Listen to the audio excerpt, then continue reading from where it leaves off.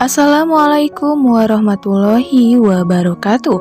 Halo Antv lovers dimanapun kalian berada. Welcome to Hit Celeb. Yang mana di sini Mimin akan membahas seputar sinetron Terpaksa Menikahi Tuan Muda episode 23 2 September 2021. Di episode selanjutnya adegan dimulai ketika Anita berada di rumah sakit dikarenakan omanya tengah dirawat. Di situ Anita mempunyai niat jahat untuk membunuh Oma dengan membungkamnya mengenakan bantal. Sedangkan di sisi lain Kinanti didatangi oleh Sarah dikarenakan menuduh bahwa Kinantilah penyebab Abimana cuek terhadap Sarah. Nah guys, apakah yang mendasari ini semua? Nah jika penasaran, tonton terus video ini sampai selesai ya. Nah setelah kejadian Abimana ditusuk oleh preman jahat, Kinanti pun terpaksa harus perhatian kepada Abimana. Meskipun dirinya sangat kesal dikarenakan Abimana ini mempunyai rencana jahat untuk menikahi Sarah hanya untuk balas dendam. Kinanti pun resah dan mencari jalan keluar untuk mencegah agar Sarah ini menolak ajakan Abimana untuk menikah.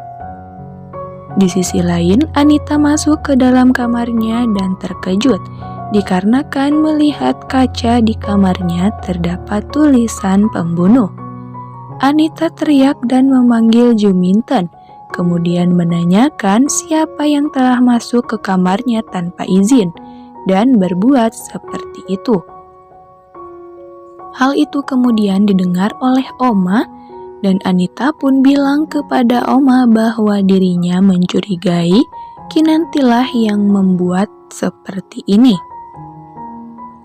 Namun Oma berusaha meyakinkan Anita bahwa bukan Kinantilah pelakunya.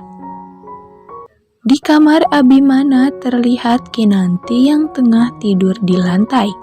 Hal itu sontak membuat Abimana kebingungan dan berpikir apakah Kinanti masih marah kepada dirinya. Kemudian ketika ingin bangun, Abimana merasa kesakitan dikarenakan luka tusuk yang masih basah itu. Mendengar Abimana berteriak, Kinanti pun kemudian langsung terbangun dan menanyakan kepada tuannya apakah ia baik-baik saja. Langsung saja ketika mengetahui Abimana kesakitan, Kinanti pun langsung mengambil perban dan mengganti perban yang sudah kotor dengan perban yang baru. Ketika ingin menyimpan perban tersebut, Abimana langsung modus nih guys berpura-pura sakit kepala kepada Kinanti. Hal itu membuat Kinanti kebingungan kenapa bisa yang terluka perut namun yang sakit kepala. Ternyata hal itu Abimana lakukan untuk mencuri perhatian dari Kinanti yang mana tengah marah kepada dirinya. Abimana ingin tahu apakah Kinanti masih mempunyai perasaan kasihan terhadap dirinya. Akhirnya dikarenakan tak tega melihat tuan mudanya kesakitan, Kinanti pun langsung memberikan pijatan lembut untuk tuan muda agar tuan muda ini tidak merasa kesakitan lagi. Nah, kemudian di sisi lain Amanda merasa puas dan senang dikarenakan ia sudah sukses menuliskan kata pembunuh di kamar Anita. Hal itu Amanda lakukan untuk membalas dendam kepada Anita. Amanda pun membayangkan betapa panik dan ketakutannya Anita ketika melihat tulisan tersebut. Di pagi hari ketika membuat sarapan untuk tuan muda, Anita pun didatangi oleh David. Di situ David menyapa Anita dan menanyakan keadaannya apakah baik-baik saja. Anita pun berkata bahwa dirinya baik-baik saja. Setelah menyiapkan sarapan untuk tuan muda, Kinanti pun masuk ke dalam kamar untuk menyiapkan pakaian untuk tuan muda. Dan ketika masuk ke dalam kamar, tuan muda menanyakan kepada Kinanti, "Ini obat untuk siapa?"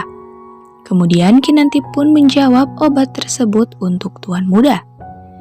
Dan Abimana pun bertanya kenapa Kinanti menyimpan obatnya di situ.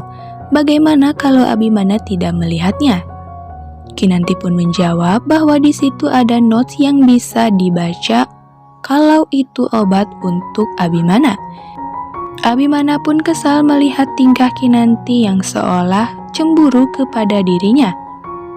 Dikarenakan rencananya itu. Abimana pun menanyakan kepada Kinanti apakah dirinya cemburu, dan Kinanti pun menjawab tidak dengan tegas. Wah guys, semakin seru dan menegangkan sekali ya episode kali ini. Nah, jika penasaran dengan kelanjutannya, stay tune di channel ini ya. Oke guys, sekian sinopsis terbaru untuk hari ini. Terima kasih bagi yang sudah menonton. Nantikan informasi terbaru lainnya dari channel ini dan jangan lupa untuk like, share, komen, dan subscribe.